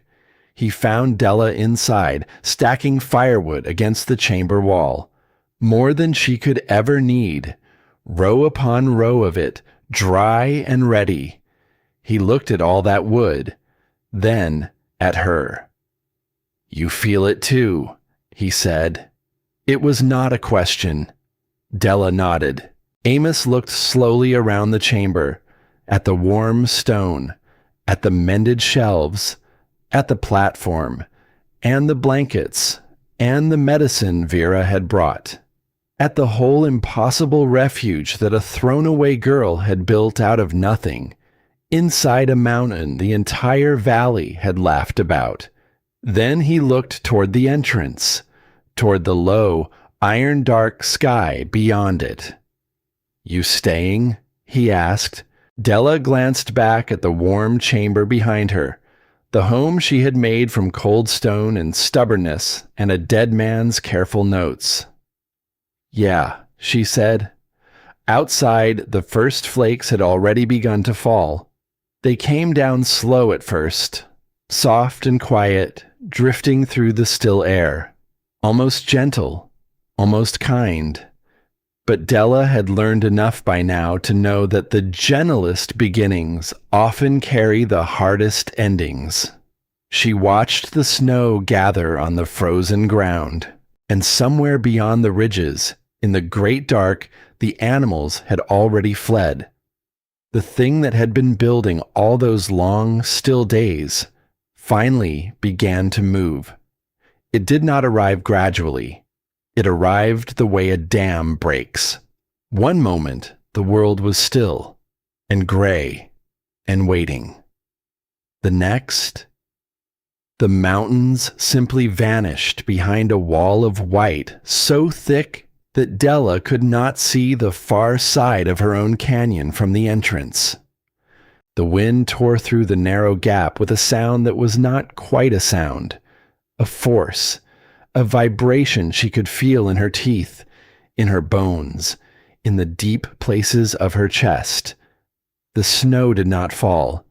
It attacked, driving sideways in sheets that stung any bit of skin left bare, like thrown sand. Within an hour, the frozen stream disappeared beneath the drifts. Within 3, the whole floor of the canyon had been reshaped into something she did not recognize. But inside the chamber, the lantern flames held steady. The air stayed calm, and the warm stone kept its ancient, patient promise. Della spent that first morning moving supplies, not because it needed doing, because it kept her hands busy and her mind quiet, while the world came apart outside. She could hear it through the rock, a low, endless roar that never paused, never changed, never rested. The sound of something enormous and patient and completely indifferent to anything small enough to freeze. By evening, she understood what the cave truly was. Not just warmth, not just shelter. It was a pocket of stillness, cut into the heart of the chaos, and the chaos could not reach her here. Amos came the next day, near noon. He crashed through the entrance half frozen, the snow caked into his beard in solid white chunks, his coat stiff as a board. Della pulled him inside and sat him down by the fire. He held his scarred hands toward the flames and stared at the warm walls with a look that was equal parts exhaustion and disbelief. "It's warmer in here," he said hoarsely, "than my own cabin ever was." "That's what I kept telling people," Della said. "Nobody believed you." Neither of them laughed, because both of them knew it was true. Amos brought news from below, and none of it was good. Cabins had begun to give way under the weight of the snow, roofs buckling, animals lost in the first hard hours, and Garrett Voss. Voss had locked the gates of his ranch. His barn was large enough to shelter a great many people, and he had sealed it shut. "He's only letting in the ones he chooses," Amos said, staring into the fire. "The ones who owe him. The ones who'll remember the favor. The ones who'll keep quiet about whatever he asks them to keep quiet about." He shook his head slowly. "He's using the cold to buy loyalty, trading warmth for silence." Della said nothing. She picked up her axe and went to split more kindling. Some things did not need a reply. The knocking came on the third night. Weak, desperate, the sound of bare knuckles against frozen rock, barely there beneath the endless roar of the wind. Della rushed to the entrance. Outside stood two figures, so caked in white she could barely tell them from the snow itself. An old man and an old woman. Otis Kessler had hands like a lifetime of hard work had shaped them, and legs that had long since stopped cooperating. His wife, Nan, leaned against him as though he were the only wall left standing in the world. Ice clung to her eyebrows. His lips had gone a deep and frightening blue. "Our stove," Otis whispered. "The box cracked. We couldn't keep it lit." Della stepped aside. "Come in." 2 words. The same 2 words she would say, that night, to every soul who found their way to her door. Within minutes, they sat wrapped in Vera's gray blankets, close to the fire. Nan stared around the warm chamber with wide, disbelieving eyes, and reached out one trembling hand to touch the impossible warmth of the stone. Otis watched his wife's face, and he held her hand, and he said nothing at all, because the relief in Nan's eyes said everything that needed saying, for both of them. More came after. A family with 2 small children, the youngest crying from the cold. A widow with 2 thin blankets and no wood left to burn. A trapper whose roof had come down in the night. Then another family. Then more. They squeezed through the narrow crack one at a time, each of them stepping into the warmth with the same look of stunned relief. Many of them had heard the stories about the girl in the cliff. Some of them had laughed at those stories over their own warm stoves in the days before the cold came. Now they crawled through solid rock and found a home waiting inside a mountain. And the laughter was no longer available to them. Among them came a man named Crane Prewitt. He had laughed the loudest once, the longest. In the warmth of the town's tavern, he had been the one to slap the table and call it the most ridiculous thing he'd ever heard. A girl, living in a hole in the rock, like some animal. Now Crane Prewitt stepped into that hole in the rock, and his face went red with something that had nothing to do with the cold. He could not meet Della's eyes. She recognized the shame at once, and she did not make him carry it. She simply walked over and handed him a blanket and said nothing at all. No accusation, no triumph, no little speech about who had been right. Just a blanket, just warmth, offered freely to a man who had once mocked her for having it. Crane Prewitt took it with shaking hands, and something in him broke a little, in the good way. The way a hard thing breaks when it finally lets go of being hard. Not everyone who came was grateful. One man arrived wet and shaking and furious in the way that frightened people sometimes become when they find safety and realize, all at once, how close they came to not finding it at all. He sat down heavily, and he began to complain. The space was too small. The food was too little. And who, he wanted to know, had put a slip of a girl in charge of a shelter that grown men were depending on? For a moment, the chamber went quiet. And then Otis Kessler stood up. The old man had not spoken since he'd arrived. He had sat by the fire, holding his wife's hand, watching the cave fill with the frightened and the frozen.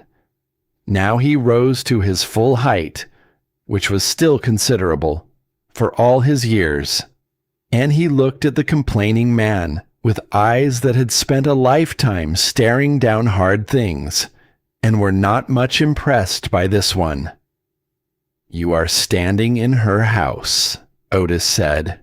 His voice was quiet, but it filled the whole chamber. "She built it, with her own hands.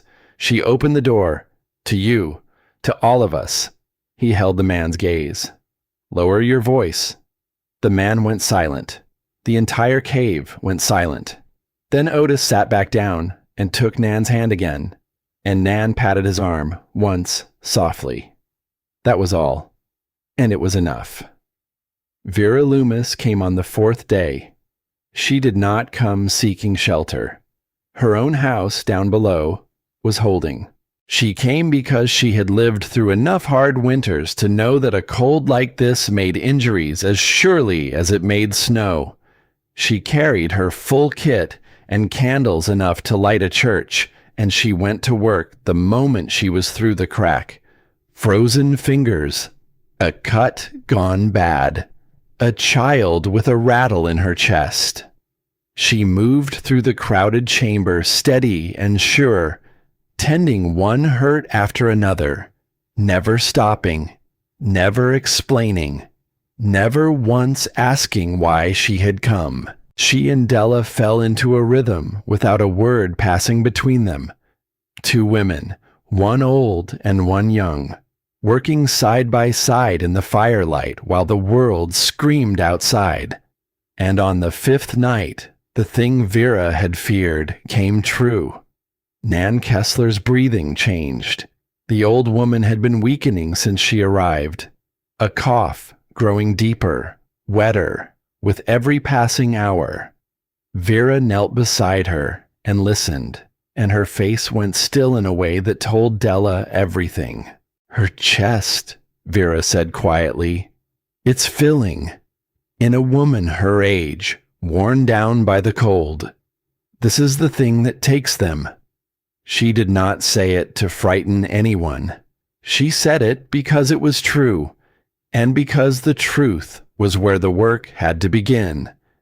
And then she went to work. She raised Nan's head on folded blankets to help her breathe. She set water to boil and angled the pot so the warm steam drifted across the old woman's face. She brewed a bitter tea for the fever and coaxed it between Nan's lips, one careful spoonful at a time.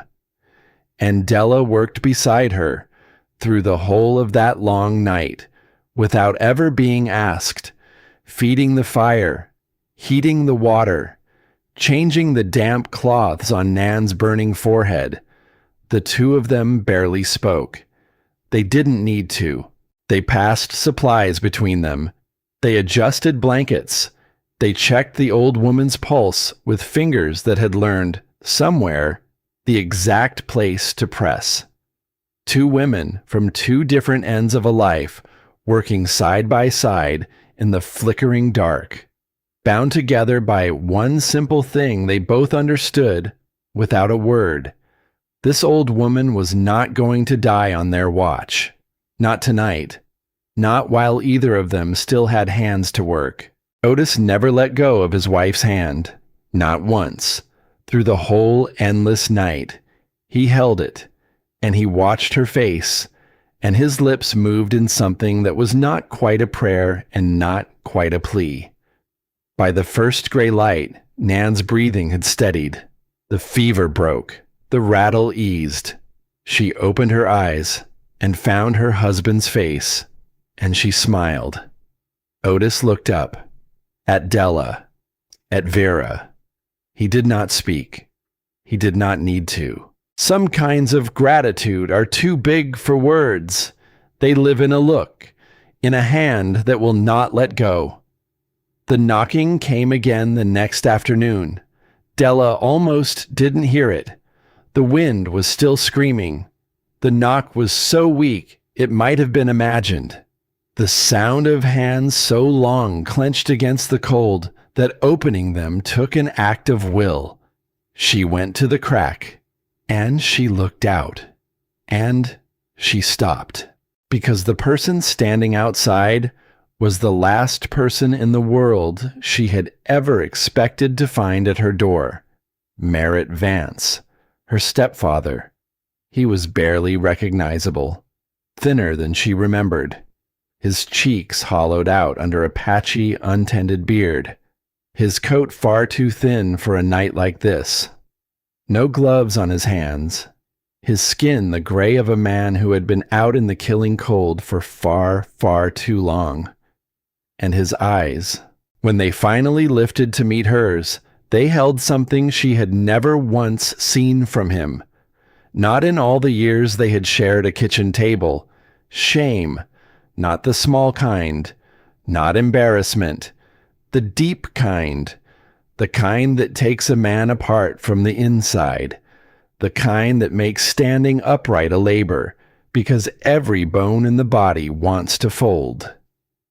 2 seconds passed, maybe 3. Long enough for Della to feel every single thing she had sealed away for weeks come rushing back all at once. Rage, because he had thrown her out into the cold. Bitterness, because he had never once come looking. And underneath it all, the feeling she resented most of all. Concern, worry, for the man who had decided she was a burden he could set outside a door. She looked at him standing there in the snow, freezing, ruined, alone, and she stepped aside. Come in. 2 words. The same 2 words she had given to every soul who had knocked that night. She gave them the same weight, the same tone, but only she would ever know what it cost her to say them to Merritt Vance.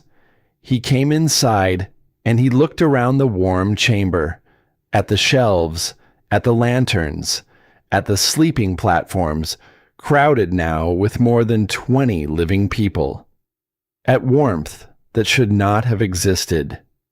His eyes moved from thing to thing, and the disbelief on his face slowly deepened into something that looked like pain. And when his gaze finally came back to Della, the shame in it had grown so heavy it seemed a wonder he could stand at all. His voice, when he found it, was cracked, from the cold, and from something else. The farm, he said. It didn't make it. The roof came down. 3 nights ago. He stared at the fire, not at her. I had nowhere else to go. The words hung in the warm air, and Della heard everything they held, and everything they didn't. She heard a man admitting he was alone in the world, which was true. She heard a man asking for shelter from the very person he had once refused it to, which was also true. And she heard the absence of an apology, which was, somehow, the truest thing of all. Because Merritt Vance did not know how to say he was sorry, any more than he had ever known how to stay. Della walked to the shelf.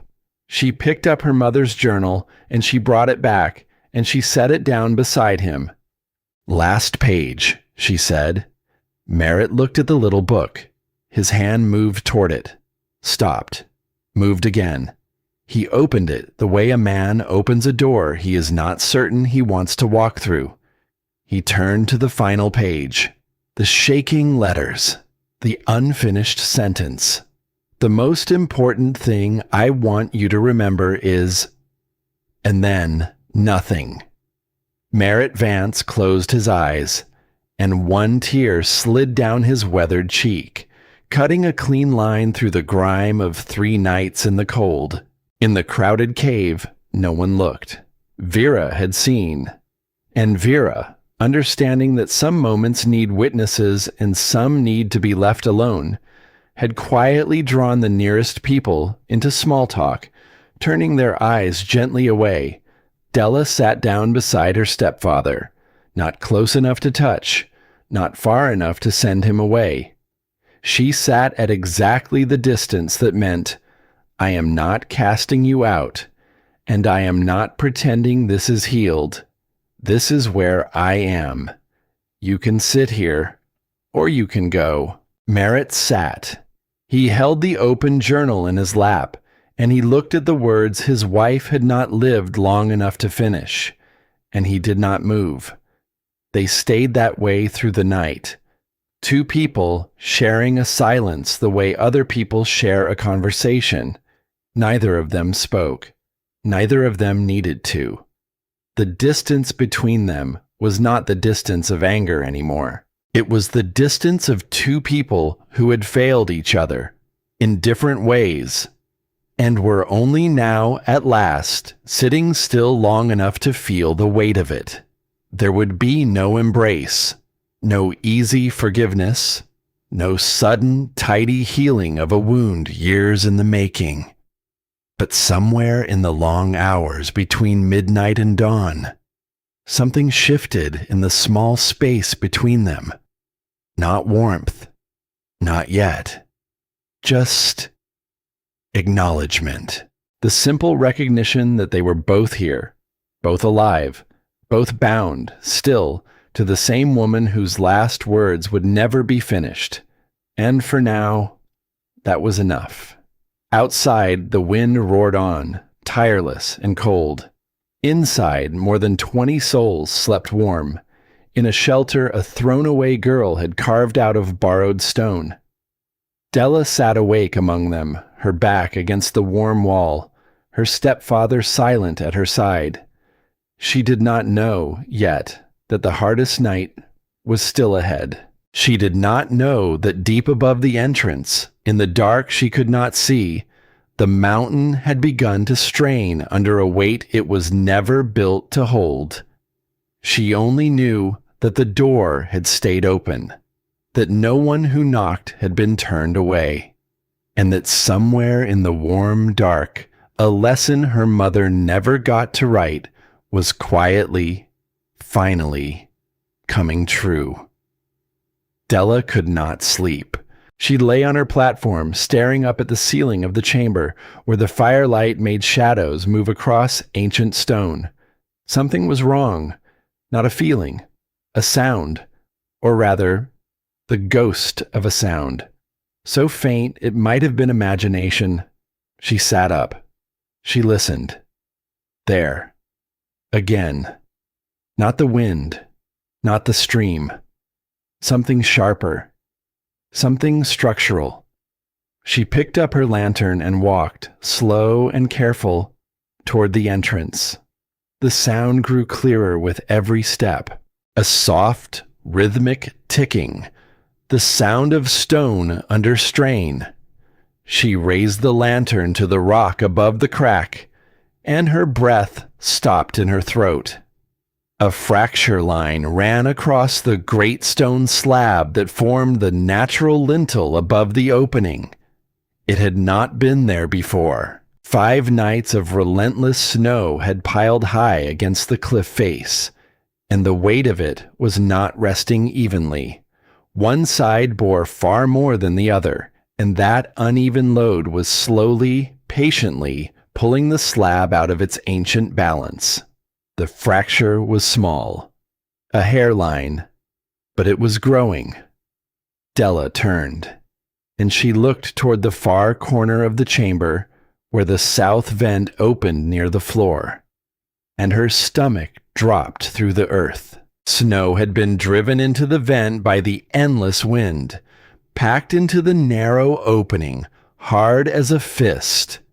The steady little current that had always flowed there had slowed to almost nothing.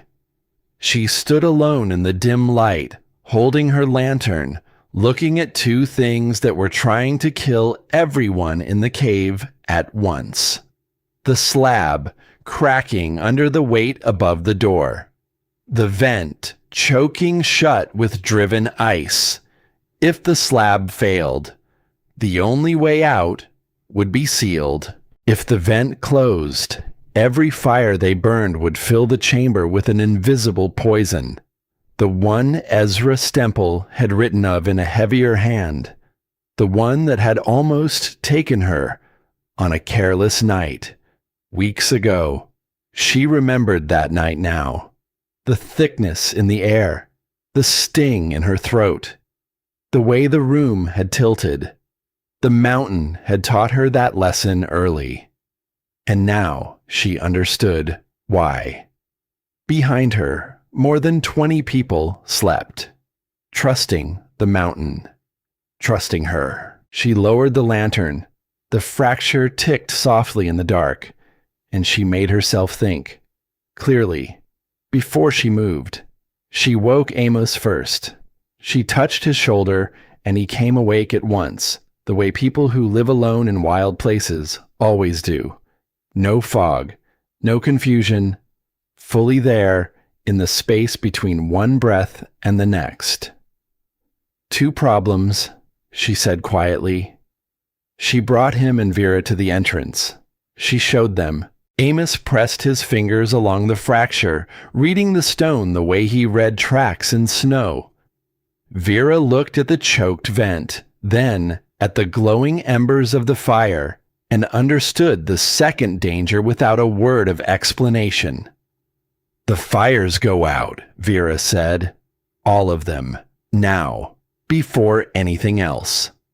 If that vent closes another inch while flames are burning, she went on, the air in here turns to poison before a single soul feels sick enough to run. Della had already thought through the order of it. Amos, I need you to brace the slab from inside. Use the timber from the spare platform. Cut it and wedge it upright, floor to slab. As many supports as the wood allows. That holds the door while I work outside. Outside, Amos repeated. The snow on top of the slab is uneven. I have to clear the heavy side, rebalance the weight, and give the stone a chance to settle. And I have to dig the vent open from the outside where the snow packed in. Amos's jaw went hard. I'll go. Della shook her head. You don't know this rock the way I do. The vent's hidden behind a swell you can't feel with gloves on, and you're too broad through the shoulders to reach where it narrows. Your hands are too big to clear it. It has to be mine. You're a girl, he said, and she heard the fear underneath it, not doubt, fear. And I built this place, she said. I've walked every foot of this cliff in the dark. I know it better than anyone alive. It was always going to be me. You know that. Vera put a hand on Amos's arm, not gently, firmly. The grip of a woman who had made hard calls in worse places and did not have time for arguments built on feeling. She's right, Vera said. Let her go. Amos looked at Della, at the cracked slab above his head, at the sleeping people behind him. Everything in him wanted to argue, but he was a man who had survived by knowing when someone else knew the ground better than he did. Fine, he said, but you take the rope, tie it here. If you can't find your way back, you follow it home. Della turned to the chamber where people were beginning to stir in the dying light, and she spoke loud enough for all of them to hear. We have to put out every fire, right now. It's going to get dark, and it's going to get cold, but only for a little while. Amos is going to brace the door from in here.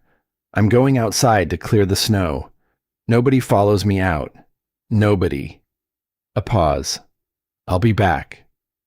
The fires went out one by one, and the chamber fell into a deep and total dark. Somewhere in it, a child whimpered. A mother's voice murmured low and soothed it. And then, out of that darkness, came a voice Della knew, steady, calm, the voice of a man who had spent a lifetime working beside things that could kill him if he ever lost focus.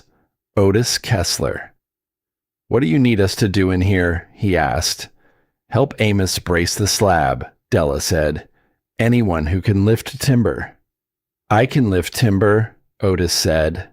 And then, from another corner of the black, another voice, one she had not expected.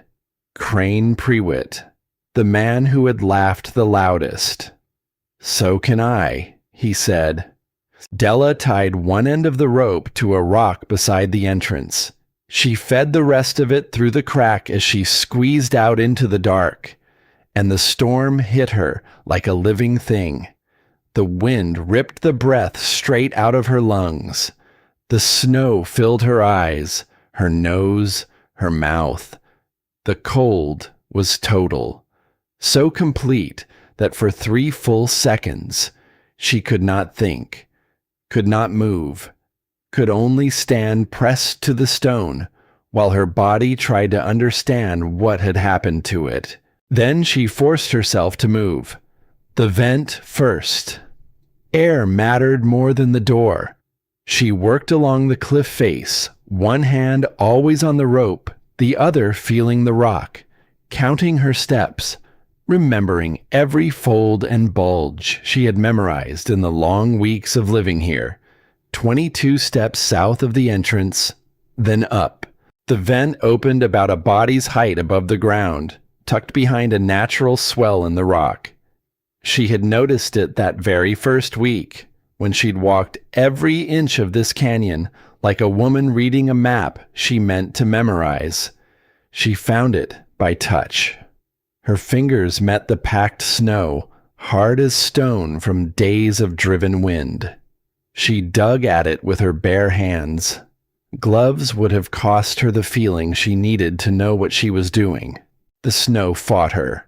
She broke her nails against it. She punched it. She clawed at it, working overhead, her arms burning, ice falling past her face. And when the last plug of it finally broke loose, she felt it. A soft breath of warm air, flowing out of the mountain, washing across her frozen face. The same warm current that had stopped her in this canyon all those weeks ago. The same invisible thread that had led her to a crack in the wall and everything behind it. She almost laughed. The mountain was still breathing. It had never stopped. She turned back to the entrance, to the slab, to the snow piled heavy and wrong on top of it. She climbed the cliff face beside the crack, finding the handhold she knew by heart, hauling herself up to where the uneven weight pressed down on the ancient stone. Her hands had lost most of their feeling. Her fingers worked from memory now, not from touch. She swept and scraped and shoved the snow from the heavy side, trying to spread the weight, trying to give the stone a chance to settle back toward the balance it had held for longer than anyone had been alive. And then a handhold crumbled. Her left foot slipped.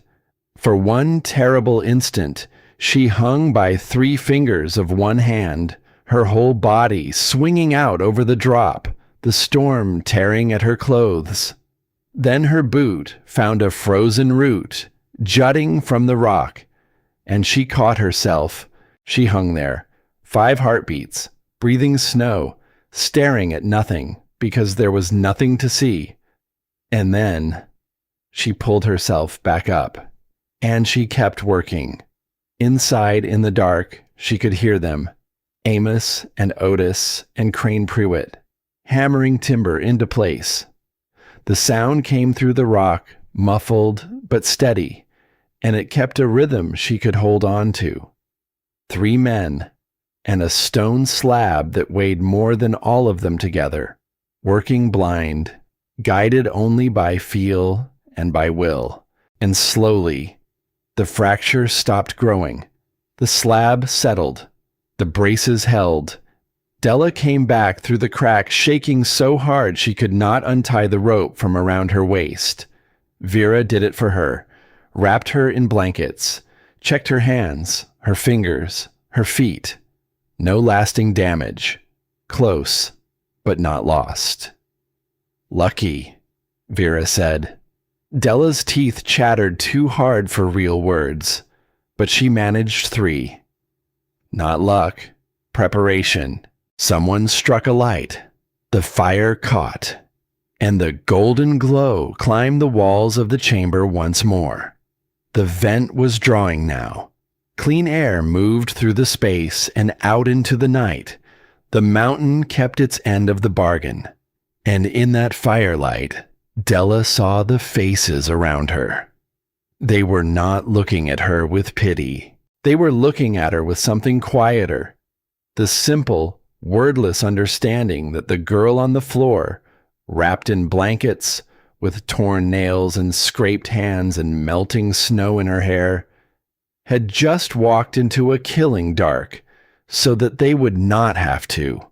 Nobody called her a hero. Nobody made a speech. They simply listened from that night on, whenever she spoke. And that was respect in its purest form, earned by action, given without ceremony. The storm broke on the 10th morning. Della woke to silence, not the muffled roar that had filled every hour for days. Actual silence, the complete and total absence of wind. She walked to the entrance and she stepped outside, and she stopped. Sunlight filled the valley, golden, blinding, almost impossible after so many days of gray and white fury. The sky was so blue it looked painted on. Snow covered everything, turning the whole world into soft white curves and long blue shadows. The old paths were gone. Some far cabins showed their scars. Fences had vanished under the drifts, but smoke rose from those distant chimneys. People had lived, many of them, because they had found their way to a crack in a canyon wall, and a warmth that a laughed-at girl had built with her own 2 hands. They began to leave through the morning, gathering their children, folding their blankets, squeezing back out through the crack, one at a time, into a world that was still frozen, but no longer trying to kill them.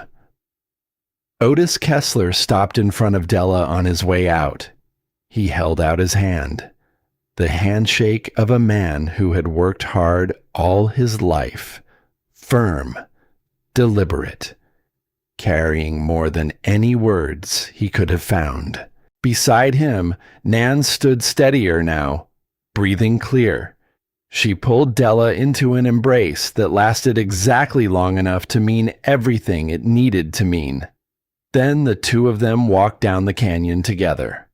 Otis holding his wife's arm on the icy trail, old and careful and slow, but moving, which was more than the cold had wanted to allow. Crane Prewitt was among the last to go. He stood at the entrance for a long moment, opening and closing his mouth, searching for words that kept refusing to line up into anything that would do.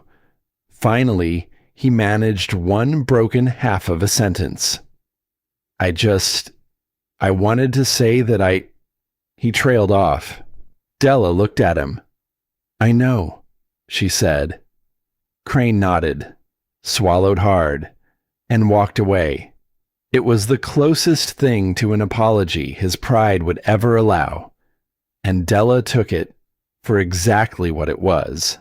Merritt Vance left with the others. There was no grand farewell, no dramatic final scene. Before he stepped through the crack, he set the journal back on the shelf. He had read every page of it during the long days of the storm, every entry, every shaking letter. He turned to Della. "Your mother would be proud of you," he said. The words landed somewhere deep in her chest. "I know," she said. Merritt nodded, and then he said the last thing she ever expected to hear from him. That sentence, the one she didn't finish. He paused. His voice was rough, but steady. "I think I know what she meant to write." He looked at her. "The most important thing I want you to remember is that you never needed anyone's permission to be strong." Then he stepped through the crack and walked down the canyon, and his shape grew smaller against the white until it disappeared around the bend. Della did not know if he had guessed right. It did not matter. The sentence was true, no matter whose hand completed it. Garrett Voss came one final time, alone, on foot. No hired man, no gray horse. That in itself was a kind of statement. He stood at the entrance and called her name, and Della stepped out to face him in the clean spring light that had begun, at last, to melt the edges of the drifts. He looked older than he had. The cold had cost him something, though not the same thing it had cost everyone else. What Voss had lost was invisible, his certainty, the old, unquestioned belief that his name alone was enough to make the world move. He made her an offer. Money, more than she had ever seen or imagined, enough to begin again, anywhere she liked. In exchange, she would leave the canyon, and she would never speak of Ezra Stemple or his notebook or what it held. "You can't buy something that saved people's lives," Della said. His composure cracked. Not much. A hairline, running through his voice the same way the fracture had run through the stone above her door. "Who do you think you are?" he said. "A girl who got thrown out of her own house. No money, no name, living in a hole in the ground. And you think you can stand against me?" Della did not reach for the notebook. She had thought she might. She had imagined this moment in the long, dark nights, holding the initials up so he could see them, threatening the truth, the way he had once threatened her. But she understood something now that she had not understood before. She did not need the notebook. "There are more than 20 people in that valley," she said, "who slept in this cave, who breathed this warm air, who watched a girl you tried to bury walk into a storm and come back alive. You can buy silence, Mr. Voss. You've been buying it your whole life. But you can't buy that many memories. You can't lock a whole valley in your barn forever." She met his eyes, and she did not look away. "They know what you did with your gates, and they know what I did with my door. That's not a thing your money can undo." Garrett Voss stood in the spring sunlight, and he looked at her, and he said nothing at all. The silence stretched long, not the comfortable silence of people at peace, the loaded silence of a man doing arithmetic in his head and realizing the numbers had turned against him for good. He turned, and he walked out of the canyon. He did not look back, and he did not come again. That evening, alone, Della found the last of it. She had been reading the notebook by firelight, working through the final damaged pages one more time, when she found a line near the very back, faint, half-eaten by damp, but there, Ezra Stemple's careful hand. "I have kept this warm place a secret all these years and told myself I was protecting it. But a warm place kept for one man is only a hiding spot. Someday, I hope someone finds it who is braver than I was. Someone who will open the door, instead of guarding it." Della read it twice, and something settled in her chest, something quiet and whole, because she understood now. The man who had built this place had spent his life hiding in it, afraid, alone, guarding a warmth he never dared to share. And she had done the one thing he had only ever hoped for. She had opened the door. She had not simply survived in his cave. She had finished the thing he had started, the same way she had finished her mother's sentence, not with the hands that began it, with her own. Spring came slowly to the canyon, the way it always does after a hard winter. Reluctant at first, then all at once. The snow drew back in stages. The stream broke free of its ice and ran loud and bright over the polished stones. Grass returned to the valley floor in spreading patches of green, and people came, not to laugh this time. That time was over. They came to see the cave, to stand inside the warm chamber and press a hand to the impossible stone and try to understand how a place like this could be, and how a girl like Della could have found it, and what it meant that the hardest winter anyone could remember had been outlasted by people sheltering inside a mountain. Amos Rourke did not go back to his old cabin when the snow melted. He built a small camp near the mouth of the canyon, close enough that the smoke from Della's fire was always in his sight. He said it was practical, better ground for trapping, more sheltered. Della did not argue with the explanation. She knew why he stayed. He showed up each morning, sometimes with fish, sometimes with game, sometimes with nothing at all, except himself, and a willingness to sit beside someone else's fire. He never spoke of his daughter again. He didn't need to. Everything he could not say to the child he had lost, he said to the girl he had found, not with words, with showing up, with the quiet, steady, unglamorous work of a man who had finally stopped running from the thing he wanted most. And Vera Loomis kept her store down in the town. She did not move. She did not soften. She stayed sharp and direct and unwilling to suffer a fool. But every week, a small package found its way up the canyon trail. Tea, a worn book, a jar of honey. Small things, practical things. The language of a woman who had spent her whole life saying "I care" in objects, because saying it in words had never come easy. And once a month, Della walked down to sit in that store for an hour. They did not have tearful talks. They spoke of weather and supplies and the health of folks in the valley. They drank tea. And they simply existed, side by side, in each other's company. It was the kind of friendship that people who have lived long enough understand, the kind built not on grand declarations, but on showing up, again and again, on an ordinary afternoon. One evening, near the very end of that first spring, Della stood outside the cave and watched the last light move across the canyon walls. The cliffs glowed amber and gold. The stream caught the color and carried it away downstream in bright ribbons. Behind her, warm air drifted out from the chamber, the same gentle current that had brushed her face on that first freezing evening when she had stood in this canyon, exhausted and alone and ready to give up.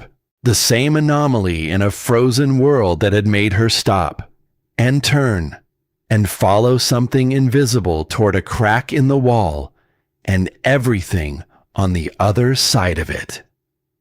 She thought of all of it, standing there in the last of the light, of a kitchen table and a few quiet words that had ended one life and, without meaning to, begun another, of a store and money pushed back across a counter, of wolves and water in the dark, and a slab of stone cracking above a door full of sleeping strangers. She thought of her mother, and a sentence that would never be finished by the hand that started it. Being thrown out had felt like the end of everything. Instead, it had led her to the one place capable of saving dozens of lives, including her own. Not because the cave was magic, not because the mountain had chosen her, but because she had paid attention to something small and strange and warm, and followed it when every reasonable instinct told her to keep walking into the cold. The light faded. The stars came out, sharp and bright above the cliffs, and Della Hartwell turned and walked back inside. Amos was building the evening fire. He looked up when he heard her step. He nodded once, and he shifted just a little to make room beside the flames. Not a word, not a gesture beyond that small movement. Space created where there had not been space before.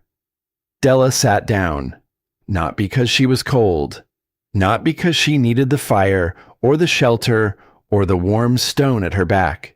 She sat down because she wanted to sit beside someone, and for the first time in her life, she let that be enough. The fire caught. The light climbed the walls, amber and steady, and the warm air that had never once stopped flowing through that mountain carried the smoke gently up and out through the open vent, past the heeled door, into the night sky above the canyon, where it dissolved, quiet and unremarkable, among the stars. On the shelf behind them, 2 notebooks rested side by side, one cloth-covered, one bound in leather. Both had been started by people who were gone. Both had been finished by the one who remained. And the warm place that a frightened man had guarded alone for a lifetime was a warm place no longer kept for one. The door stayed open, and it would stay open for as long as there was anyone left in the cold who needed to come in.